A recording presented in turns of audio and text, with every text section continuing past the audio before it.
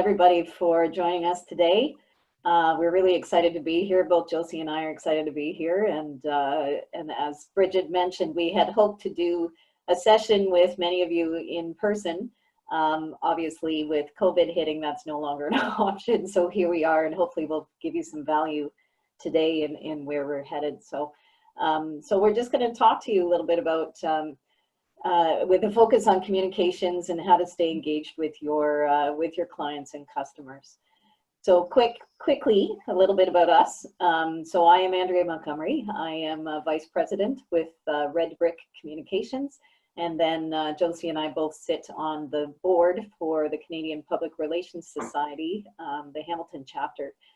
So Red Brick, a little bit about us at Red Brick. So we do quite a bit of everything across the board for communications, communication strategy, social media strategy. We do quite a bit of issues management, crisis communication. So we've been helping a number of our clients as they navigate through COVID right now, whether that's internally sort of figuring out how they support their staff and communicate their staff and how they're changing as an organization, how they're shifting their business practices and processes, as well as just telling their story, a communication story for their organization as well. So we'll have some tips that come through that experience for you today. CPRS, just quickly, is a national society that really supports public relation professionals and communications professionals nationally. And then the Hamilton chapter, we really focus a lot on bringing practitioners together, providing professional development, elevating our profession as much as possible, and really showing how communications can really make a difference to an organization, whether that's their bottom line directly or in employee culture.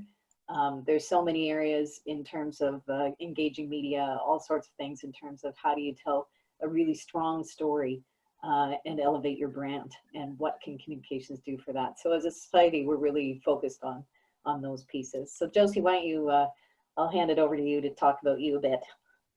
Thanks, Andrea. Thanks, everyone, for joining us on such a nice sunny afternoon. I know it's hard to, we haven't had much sunshine as well, so I thank you all for taking a little bit of time out of your day to join us.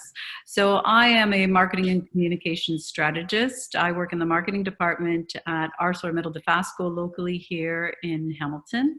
As well, I work for McMaster University with the Masters of Communications Management program, teaching finance. So I started in finance years ago and decided to switch over to marketing and communications. I'm fascinated with blockchain and cryptocurrency right now, so that finance part of me has held on a little bit. But Andrea and I are really communications professionals who belong to the CPRS Society, and the word communication, actually the Latin derivative, means to share. So we're here to share with you today some of the best practices, and I'll go over to our agenda so you can. Well, first I'd like to thank Bridget and her team for having us, the Innovation Factory, today. We are so pleased to collaborate with them and enjoy some time together. As they mentioned, we wanted to do this live, but are so thrilled that we've been pivoting and came over to this platform and are sharing our information with you this way today. So what you will see on our agenda is Andrea will go through the government response. I will go through the impact of COVID on the economy and the current business environment. Then we're going to go through how to pivot and communicate, and we'll leave you with resources for entrepreneurs. Bridget, is the poll launched now? Is that something that's going to happen? Did we launch? Yes, I can launch it now. Let's see. Wonderful. Where are you joining us from? Okay, so I've launched the poll. So if everybody can take a second to, okay. We just want to learn a little bit about our audience. Yeah, of course. Sorry for the delay there. No worries. So let's see. So we are at about the 60% mark. Just gonna give it a few more minutes, give you guys a chance to answer. Okay, so about 63% right now are Hamilton Wentworth region. We've got 11% from GTA, 11% Southern Ontario, 20% from outside of Ontario. Nice. Yeah. So I'll share the poll so that everybody can see, and then I'll stop sharing, and then just let me know when you want me to launch the next one. Okay, that'll be a while. We're just going to launch it more into the middle of the presentation, but thank you everyone for responding and letting us see where you're from. That helps us sort of just change our presentation, make sure that we're giving content that reflects Hamilton as well. Some of the tools that we're going to leave you with and what you'll learn are some key considerations when considering your pivot, some of the best practices, how to show your customers value. We're going to give you some really nice COVID story sharing examples of businesses who have adapted in this current environment. So that is our agenda and what you'll learn. And now over to Andrea for the government response to COVID. Yeah, so let's think about this for a minute. So it's been, you know, this is a really tricky situation for any government, and there's been quite a big balancing act, as you can imagine. So we talk here about health versus wealth, right? And really, when you think about COVID, the only things that matter right now are health and safety of our public, of individuals. And then the economy piece. So even though throughout this whole journey, we've heard other side stories, we've heard sort of some distractions. In the beginning, that was toilet paper hoarding, you know, and then baking supplies. Suddenly there was no more flour, and people are talking about those types of stories. But really at the core of this, the only thing that really matters and where everyone should be focused is on health and wealth, really. But recognizing that regardless, the health component has to take the highest priority. So you'll see in the next slide, you know, even though 20% of you guys are not from Ontario, this is our Premier, Doug Ford. So he's talking about the fact that right from the very beginning, where this is an unprecedented time in our history, we know that. Even the word unprecedented, I think that's become, you know, there's unprecedented use of that word these days, but it's true. There's never been a time like this in our lives. But when they talk about this story, when you think about governments, they are unwavering in their story around what this is about. And as we talk about today, as we go through this conversation about how you pivot and how you communicate and continue to stay engaged, you need to look for the opportunities where you are unwavering yourselves as an organization in terms of what you believe, in terms of your value, in terms of where you're headed. So governments have really clear messaging on this, and they've stuck to that right from the beginning, the consistency there. So just quickly where we're at today, you know, cases are continuing to happen. I know that we're obviously moving into a reopening right now, very, very slowly and cautiously.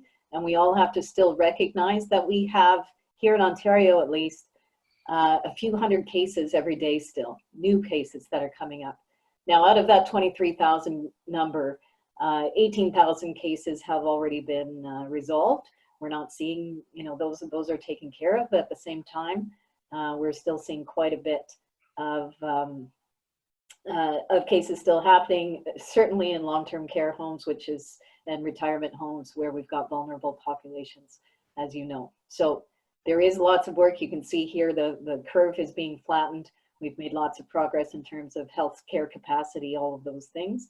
But we're obviously not out of the woods yet. And it's going to be a while before we are. So in terms of, this is just super high level, just to kind of set the stage for where we're at.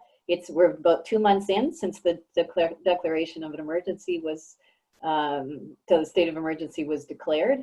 And then I think one of the big moments was, you know, when there was no more gatherings of 5 or more people. That was the moment where everything changed. We've got non-essential businesses that are being closed. We have people that cannot go out anymore, and that's changed our world. And though we are slowly and cautiously opening up again, this is where we're at right now. So the key thing that government is paying attention to as we go through this, we've got to make sure that the cases continue to decrease. And while we are seeing a steady, you know, they are around that 300 mark, certainly in Ontario. Other provinces like New Brunswick, you know, they're starting to open up. They've had hardly any cases. But you're even seeing in Quebec, they've started to open up schools now. So it's interesting to see how each province is handling this. From Ontario's point of view, these are sort of the 4 criteria they're looking at: ensuring that there's enough equipment, making sure that they are able to get in touch with COVID contacts and do that tracing, and making sure we've got testing ability.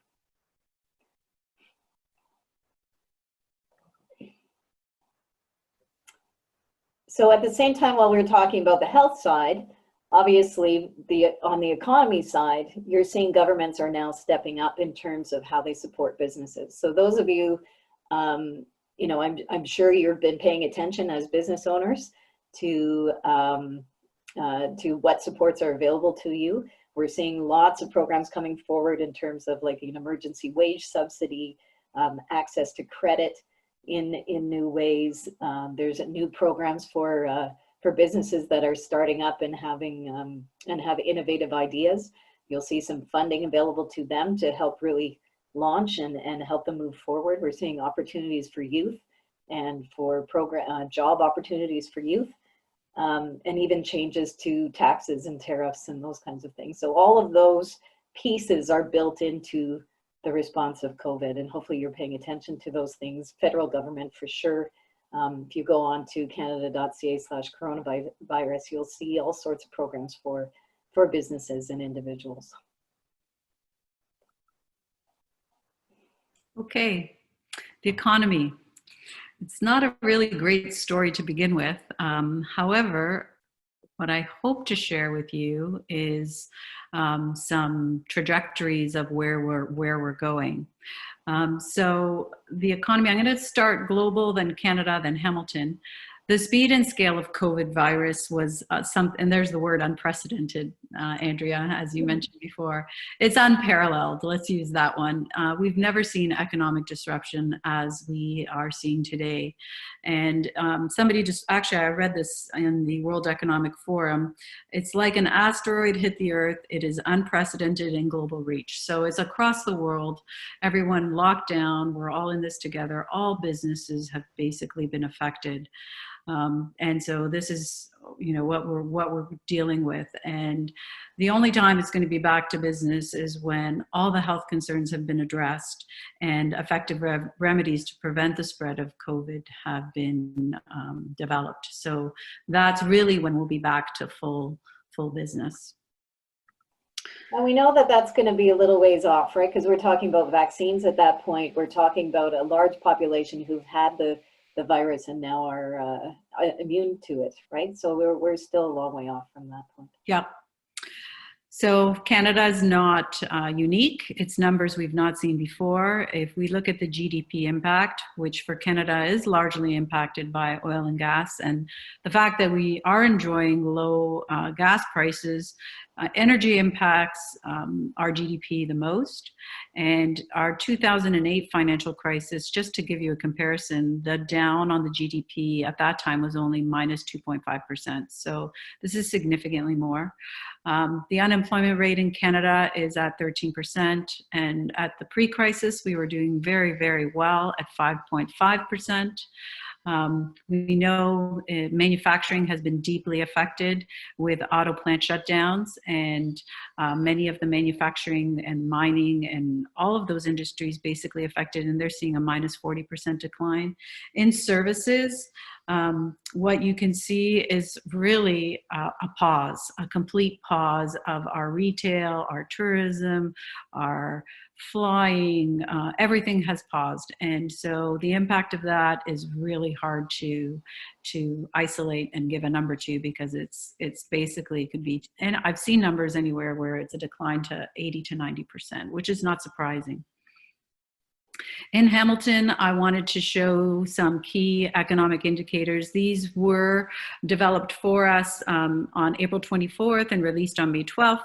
So they do show the impact of COVID. And what we're seeing is that in 2019, we had a GDP of 2.1, which was really good. You can see going forward for 2021, we see 6% of GDP. But in 2020, we see a minus 3.2 decline. Our employment levels were at, we had an unemployment level, of 4.5%, which I believe was one of our lowest rates ever as well in 2019.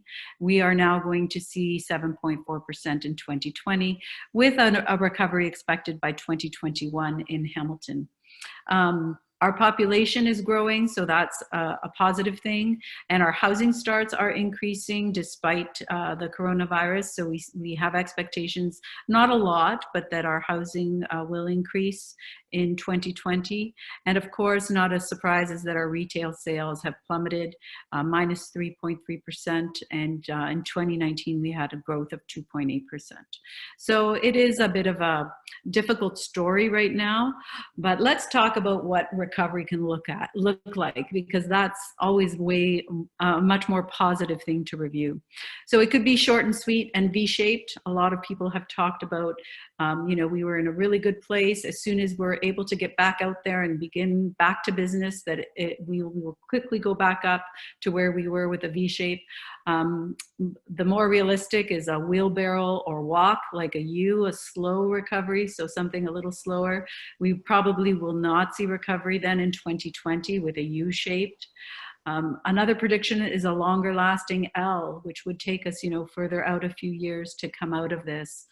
So that's another prediction. Most likely it'll be zigzag, and that is, you know, one of the projections as well.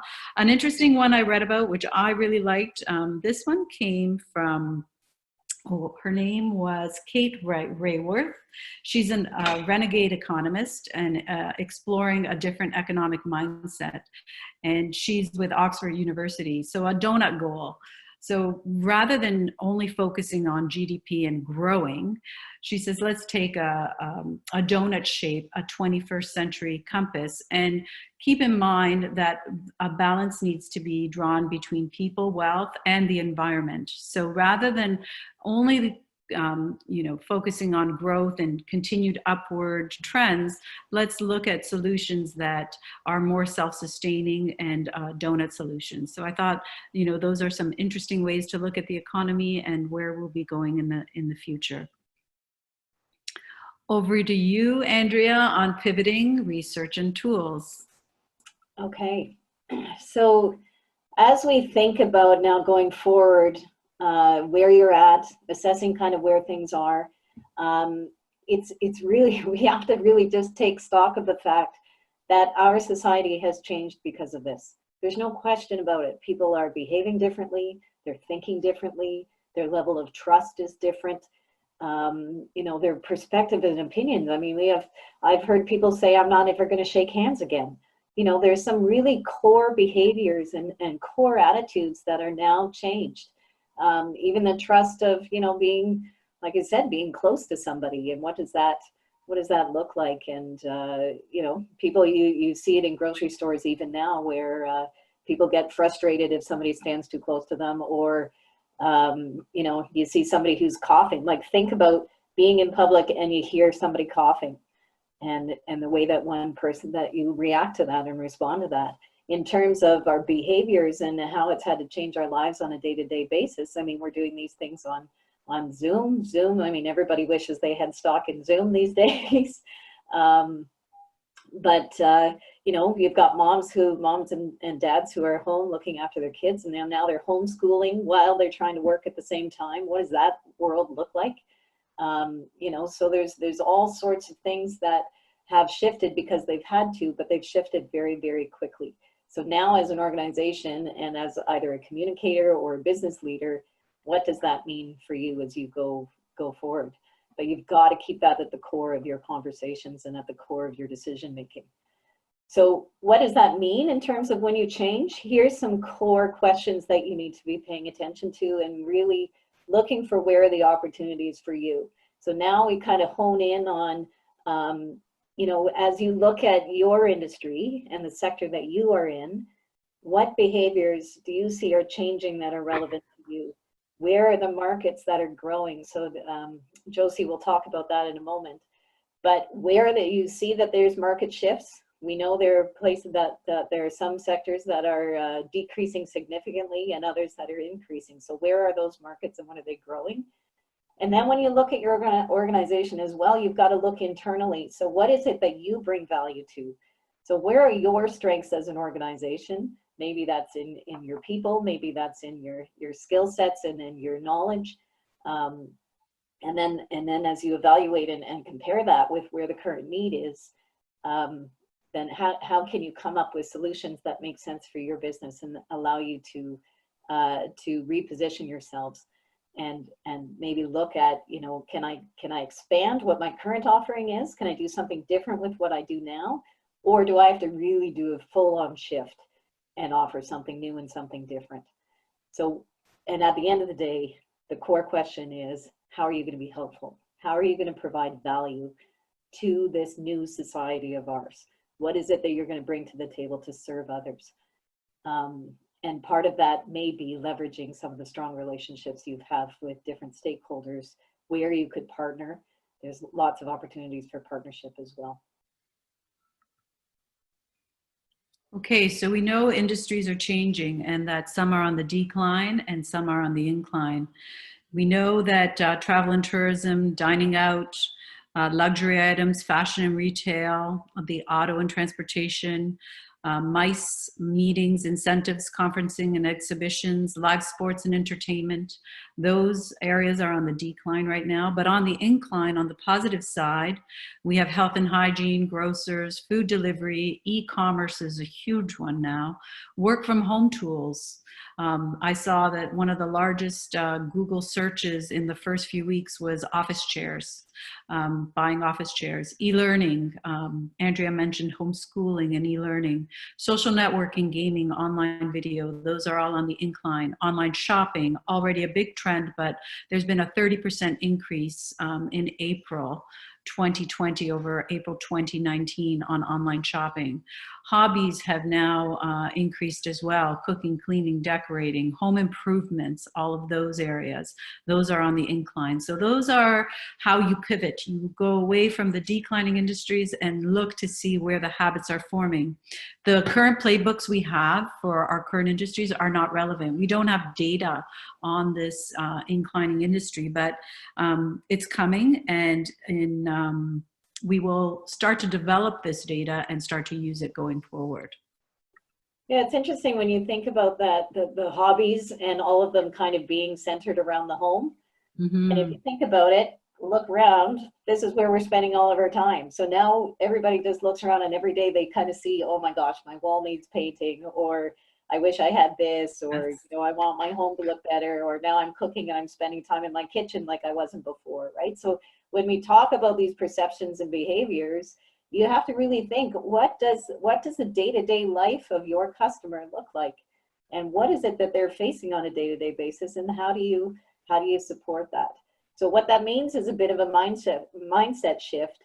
And we're in a point where you absolutely, because there's no data in a lot of these places, mm-hmm, you have to be willing to kind of jump off the cliff a little bit and try something different and try something new and see how that goes. That said, and you'll see in this picture that the person who's jumping still has water shoes on to protect them when they fall. You know, there has to be some thought, right? So you're going to do this strategically and thoughtfully, but you do need to be willing to kind of put yourselves out there. And that's even in your storytelling and how you communicate. You know, and we'll talk a little bit about that as well. But the other part to this, and you can change that, is again, we kind of, you know, in this unprecedented world, we can't be inside our little box anymore. In fact, we just have to kick the box away. It doesn't even exist. So find out for you, you know, there's a world of opportunity here for people, for organizations, for businesses, but you do have to let go of what your norms have been and what the rules are that you've been following, because we're under new rules now. So what I love Simon Sinek, and he's up in this next slide. So if you're not aware of Simon Sinek, he wrote a bestseller called Start With Why. That's when he became super popular. He has, if you've never seen his 15-minute TED Talk on Start With Why, it's one of the most viewed, most popular TED Talks. It's fascinating. He's an incredible speaker. He's also a serial optimist, I think he calls himself, or something like that. Anyway, his core thing here is, when you think about it from a business perspective, people are attracted to a business because of why you exist, because of what, it's not what you're actually offering. So when you think about Apple, he talks about Apple in his book, for example. If you think about the brand of Apple, they're out there, and you know automatically people love them because they're innovative, they're leading edge, all of these things. But they do that, why? They always want to push boundaries. So everything about their brand is about that. And people are attracted, the ones that buy their products are attracted to that. So what is the why for your organization? And remember to and that's where you need to be unwavering, as I talked about before. So be unwavering in what you're about and why you exist as an organization. And then you can build on what it is you do. So that's fine. And maybe the what is changing right now. And there's interviews that Simon has with other business leaders. And their why has not changed, but maybe how they deliver or what they're delivering is different, but they still know who they are as an organization at the end of the day. So He's one of my favorites too, Andrea. I like Simon Sinek very much. Yeah, he's super inspirational. So you'll find him on LinkedIn everywhere. If you haven't read Start With Why, that's an amazing book. And he's got other ones around leadership, etc. So out of that, what does that mean? That's actually, we start with focus, like I've talked about, being super clear on who you are and what you're about. And there's got to be that foundation. That's the thing that anchors you. So even in your messaging, when we talk about communications, you've got to anchor everything in what that mission and vision is.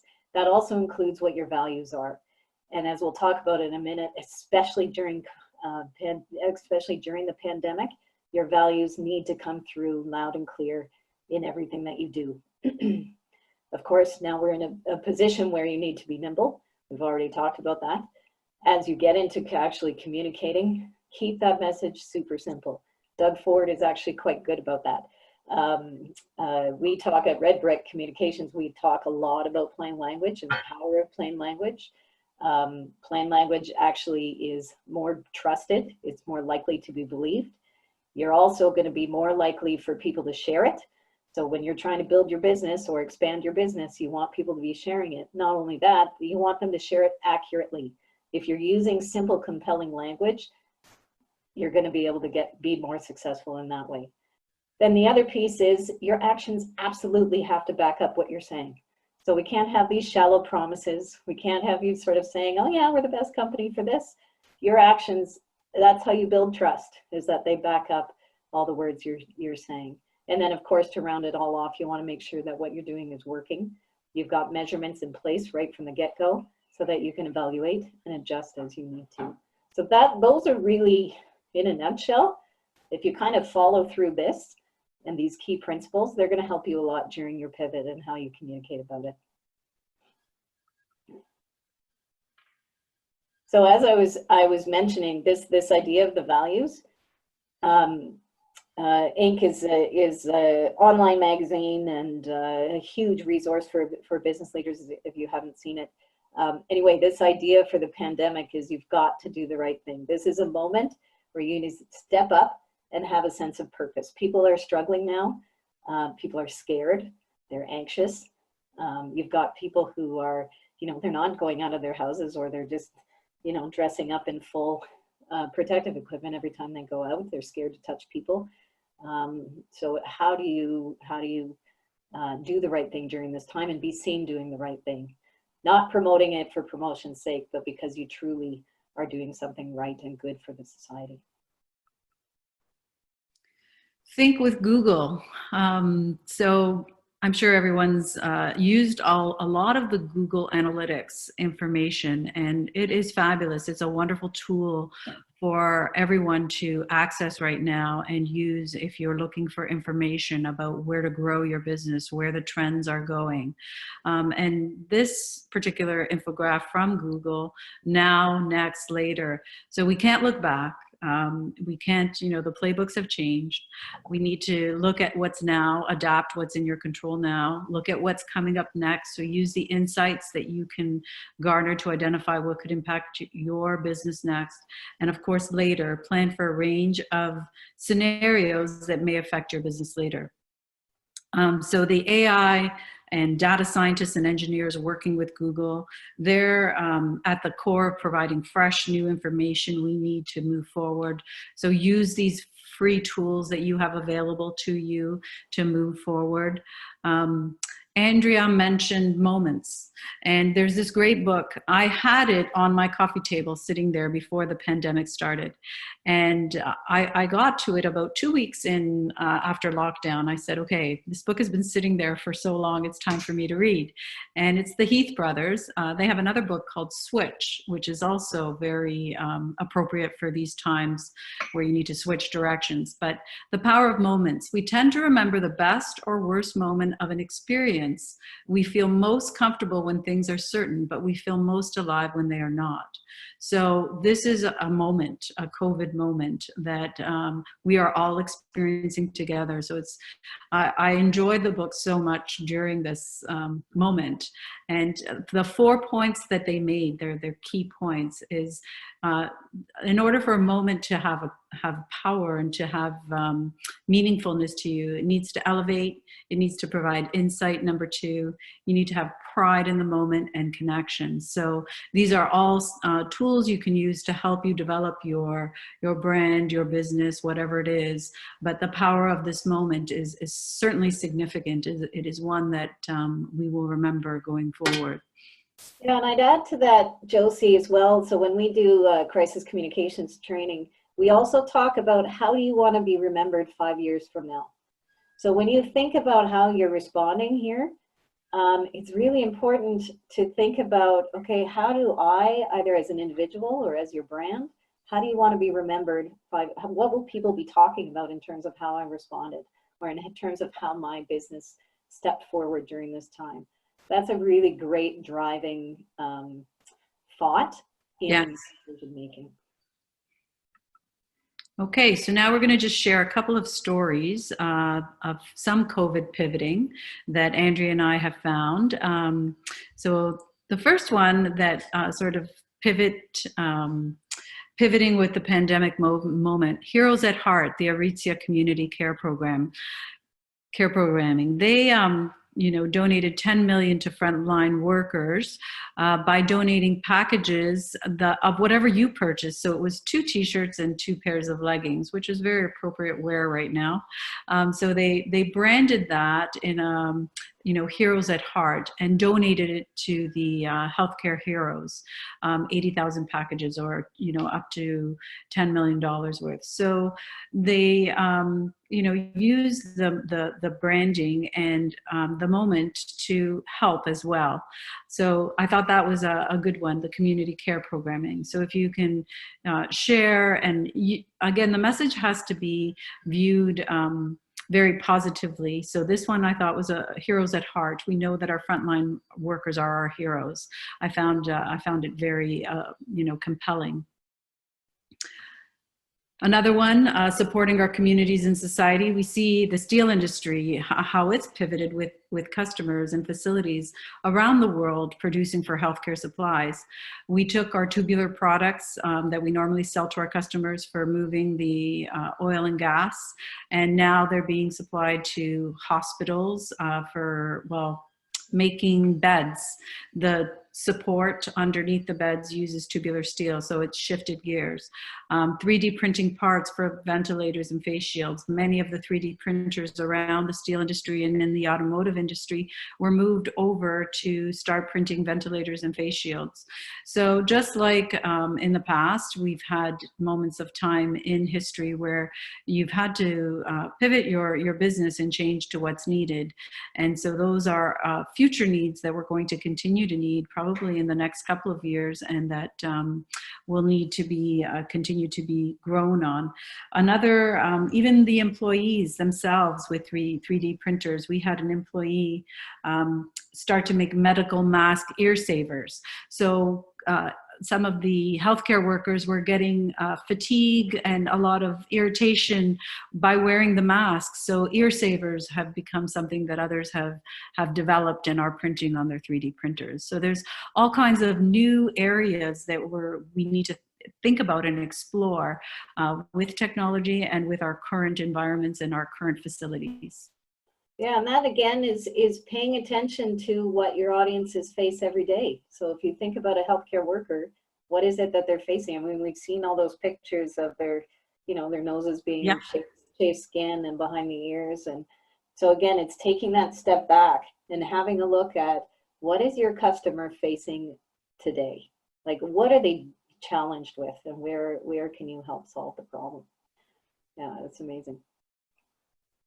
And be innovative. I mean, you're innovative already. If you're an entrepreneur, you're already innovative. So, and here's another example of shifting and pivoting. Spirit of York Distillery District in the Distillery District in Toronto. They do premium spirits. This is what they create, vodkas and all sorts of things. But they also have a really strong value of being a part of their community and supporting their community. So they pivoted very quickly, right at the very beginning, to change, start creating some hand sanitizer that sort of went out of stock very, very quickly in the beginning. So they shifted their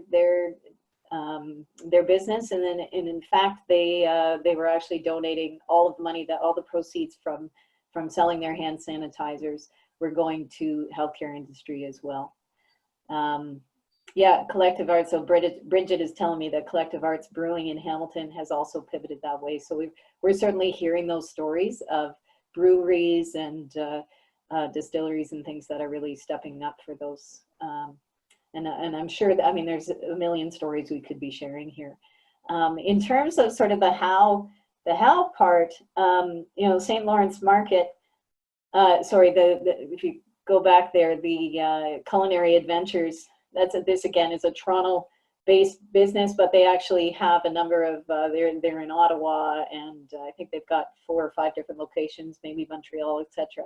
And what they do is, normally it's a tourist industry, so they bring people into neighborhoods and they take them to all of these amazing restaurants and give people a culinary experience. Well, obviously they can't do that anymore, so they've shifted in terms of still being able to deliver what they do and how they do it and why they do it, and their love of food. And now they're bringing that to your table through a box. So they actually find the neighborhood, and they take those neighborhood experiences that they used to give in person, and now they're bringing the food to you. So that's how they've been able to pivot as well. So let's get into, staying connected, staying engaged with your customers, and making sure your communications are strong while you do this. And really it comes down to 3 core goals. What we want to achieve at the end of the day is that through all of your efforts, you're elevating your brand, you're inspiring trust. Trust is such a huge thing right now. And you're demonstrating your values, which we've kind of been beating that dead horse a little bit, but that's absolutely critical during any type of crisis or issues management, is that you're doing these 3 things for your brand, for trust, and for values. And the reason we really harp on that, and especially during COVID-19, is because at the end of the day, we come back to that humanitarian issue. We talked right at the very beginning about this being the health and wealth. At the end of the day, this is people are being affected in their daily lives, whether they've lost their jobs or whether they got sick or whether they know people who have been sick, all of those things. And what we're seeing now, and when you look, if you have never heard of or seen the Edelman Trust Barometer, it's an annual survey that they do every year. And they really look at businesses, they look at how trusted businesses are, they look at how trusted governments are. And they've got 4 categories total, media being one of them, and I can't remember what the 4th one is off the top of my head. But that trust barometer really kind of looks at consumers and who are they turning to for information, or who do they trust the most. And what you're seeing increasingly is that consumers are belief driven. So again, when I go back to that Apple example and what Simon Sinek talks about, people who believe in innovation and who value innovation and want to be on the leading edge will move toward Apple. So that's why this piece about knowing what your why is, what you believe in as an organization is so important, because that's what consumers are attracted to. And then during a time of crisis, like the pandemic, they're paying very close attention to how you behave and how you act. So let's pay attention again to the audience. So listening to them, what's influencing them, and who is influencing them. So who are they hearing from? Who are they talking to? Who are they turning to? They're turning to public health advisors. They're looking at to doctors to tell them what to do. Where do you have connections with the people that are of influence to them, and how can you maybe leverage them? So when Josie talks later about social media and using social media, we always talk about influencers on social media, right? So often brands get involved with people who are, highly active. That's because they're going to help share your story. So how do you leverage the people that they're talking to and have them share your story for you as well? You look at, we've talked a bit about this, how have people's lives changed? What are their needs? What do they expect from you now? So what is your organization doing now and trying to respond, fill gaps, and be aligned with what you're seeing from your customers? So, okay, so practical tips here in terms of communicating and doing that very well and strongly is making sure that you have a plan. So let's take a second to think this through. We don't want you to be reactive. We want you to be proactive in how you're doing this. So in a plan, you set some objectives, hopefully ones that are measurable and that you can check whether or not you're meeting and having success. Setting up exactly who your audiences are, paying attention to who your audiences are, and doing some analysis in terms of what they're looking for. And then setting up, finding out where they are so that you can get to them. So using clear, simple language, we talked about this. This positive language, we talk a lot about Red Brick, about how anything negative can be said positively. We always take the positive route, and during a time of crisis, more than ever, you want to be hearing and sharing positive language. Obviously pointing to reliable information. This is a time of compassion and to be honest. And then those of you who are in organizations where you do have staff, you need to be taking care of them. And so your messaging and making sure you have within your plan, your communication strategy, an internal component that really thinks about what your staff are going through. Mental health has become a really big shift right now, a lot of focus on making sure that your customers' mental health, that you're supporting that as well as your internal staff. So just to find the balance then, as you're thinking about your communications, again, this is about bringing value, being of service, showing leadership. So how can you sort of take the reins and show how you can lead for your community or for your business? And that you're demonstrating fairness along the way. What we don't want to see, and we have seen companies that do this, is that they start hounding, or you get emails coming out the wing from all these organizations who are suddenly online, and now they're using their e-newsletters like never before. Make sure it's of value every time you do something, every time you reach out, and that must be of value. And if you're doing things that are outside of COVID, that's not in response to it or not helpful in this moment, that's going to be a problem for you. It's going to be difficult for you to stay engaged or to keep that trust and elevate your brand. The other thing we want to be careful of is that you're not being too complex. So in some cases, we've seen companies that, they used to offer 15 different products. now have just seen, okay, these are the 2 that are needed right now. We're not even going to make the other ones, and we're going to just be simple, give people what they need, and all the rest of that is noise. So we need to stay focused in that way as well. And an example, I did like to bring this example in terms of the value piece. So BTI is a marketing and branding company. You know, as part of they're not making any money off this, but they've created this website about sharing stories and having people submit stories, positive stories during COVID. So they have a piece around supporting local, because we know that local small businesses are struggling. So there's a commitment there. They've recognized that people want to hear stories about that. The stories about what it's like to be at home. And so they're sharing those stories, and that's got nothing to do with them building their business, but really about showing value. Okay, so we know that this time has been a springboard for digital. Behaviors are now fully digital. Work from home is pretty much established now with 10 weeks in. So we are now fully digital, working from home, be it with our fitness, with our groceries.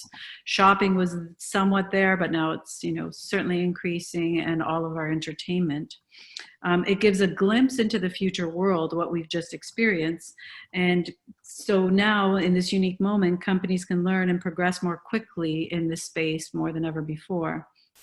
So, you know, using all of the infrastructure that's there, blockchain technologies, even cryptocurrencies, there's something to be thinking about now as our world has shifted. People don't want to touch money anymore. So you know, going digital, and then one step further could be, you know, continuing on that. And so it's an opportunity for businesses to continue on that pace. We've been forced into it, but now we need to just continue and accelerate. So what does succeeding in certain times, and how do you respond? You still have to invest in your market spend. It has to shift to the digital area, but for the long-term brand health, that's a very important area for you to invest in. Your brand voice, you've got to find the right message and tone right now, as Andrea mentioned before, with your brand category. And then you've got to choose the right media. You know, social media is a place now for you to grow your relationships. If I go to the next slide, I have 4 suggestions for social media. They came from Leger and McMaster University, Dave Scholes and Dr. Alex Sevigny. They shared with us a few weeks ago the 4 suggestions for social media. And those are: listen and know your audience in order to grow it. You've got to create your positive associations. And build your relationships using social. That's the space that, you know, everyone's spending so much more time on video and social. So these are your spaces for you to grow your networks and create those positive associations, build relationships. We even know that not everyone has internet, but at the same time, you ask your audiences that do have internet to access to it, to share it with the people that they know do not have access. So find the ways to use the digital spaces to grow your non-digital spaces as well. According to Episerver, digital experience company, the social media delivered 89% more traffic to retail sites compared to April 2019. So the way to drive people to your sites now is through social media. So some resources that Andrea and I are going to share with you. Go ahead, Andrea. Just to finish off, we want to make sure we leave you with some resources to think about and that can support you. Red Brick during this time has created a couple of resources specific to COVID. One of this, and part of what a lot of what I've spoken about today is thinking about, you know, as a leader, whether that's a communications leader for those of you who are in communications, or for those that are leaders for your organizations. So there's a lot of great tips that you can find. This is at redbrick.ca, and then we've got a resource section there. The second one is actually a plain language guide. So I talked, like I said, we spend a lot of time thinking about plain language, but if you think about COVID and this pandemic, we're hearing things like congregate settings, we're flattening the curve. Even what does that mean? Social distancing. So in the beginning, people didn't really know what all of these things meant. And different, people have found different ways of saying this. So this was a bit of a guide put together to help, when you think about, a 90-year-old woman who's in a long-term care home, who needs to sort of understand what's going on, talking about social distancing or physical distancing and what that all means, or nobody says I live in a congregate setting. They don't talk like that. So it's important to really be thinking about how are we explaining the stuff that we do and what the impact is and what COVID is all about in simple words that people will understand and can then share. So there's a guide there as well. We'll mention networking through associations and being part of them during these times. CPRS National in Hamilton are wonderful resources for communicators. Belonging to any association really related to your business helps you network and share ideas during crisis moments. So I wanted to share with you that really belonging to your associations during times allows you to grow your communities and develop your communities and grow your skills with like-minded individuals. So encourage you to join whatever association it is that would help you grow your business. Find out what those are. And for those of you in communications, the CPRS, the Canadian Public Relations Society, is a wonderful association to belong with. There's a lot of free resources out there, and they're amazing. So some of the very expensive consulting firms like McKinsey and PwC are offering such valuable resources. They've partnered with the World Economic Forum, and they have, checklist of key considerations for businesses to develop practical action plans. They've developed a digital fitness app, which is a really good app. PwC has a free digital fitness app that you can assess your skills and boost your digital acumen. So those are wonderful free resources, and I encourage everyone to access these amazing resources that may be open only for a short time because of the coronavirus and what is going on today. So those are some of the things that you can access and use to help you grow as an entrepreneur. So we'd like to leave a few minutes for questions. I know we've gone a little bit longer, but we'd like to thank Innovation Factory and CPRS Hamilton, as well as our sponsors, Red Brick. Andrea, thank you, our sponsors, and the MCM program at McMaster University, the McMaster Syracuse Masters of Communications program. They're our sponsors, so we'd like to thank you all for helping us grow this presentation really and share information with you today. Thank you so much, Andrea and Josie, and thank you everyone who joined us today for this session. Really valuable. I got a lot out of it. Love the quotes. And I now have some book recommendations that I will be looking into, so thank you for that as well. And I agree. I think at this time, honest, clear, concise messaging is ever so much more important. It always has been, but right now it's so key, and determining your value. Oh, I see we have a couple of questions, so I'll go through it, and we'll stay on a little bit past 1 just to accommodate these questions. So if you can't stay, thank you for joining. If you can stay, stick around for a few minutes and we'll answer the questions. So the first one is from Pradeep. He's asking how to communicate and motivate employees in these tough times. Any ideas or suggestions? Yeah, that's a critical one to me. And I think I mentioned that in your plan, you have to be thinking about your staff. A big piece is consistent and predictable communication. So when people are nervous and they're anxious, you need to be coming forward with a sense of calm, and you need to be, and that positive language, right? So what we're seeing is, or what we also recommend is, have a time when you do a check-in on a regular basis. Be present and be visible, so that they know every Monday at 11 you're going to provide an update.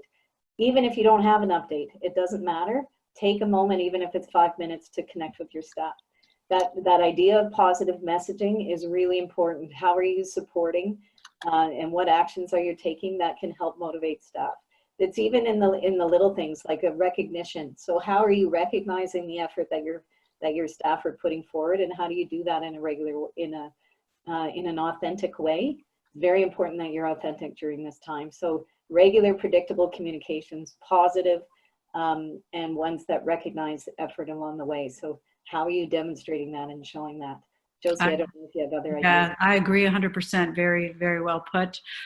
In our company, we're having daily communications. There's even just an email or whatever way, a touch point, as well as your team meetings. So do it in a variety of ways, but information sharing and clear information daily as often as you can is so important in these times. So 100% agree with your points, Andrea.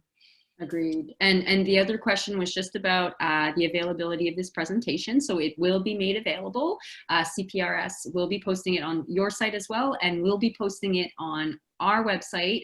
We have a COVID-19 resource page that we've created where we're sharing the decks where applicable. Some of our partners share the decks, some of them don't always, or provide an amended version within a few business days. So keep checking that page. That's where we're putting all of these resources for you.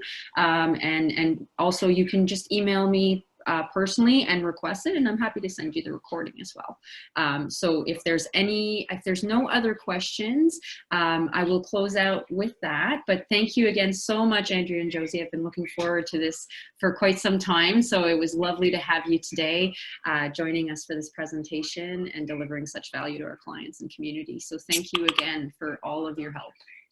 Thank you so much. Bridget. Yes, Thank you. Appreciate it. All the best to everyone. Take good care, please.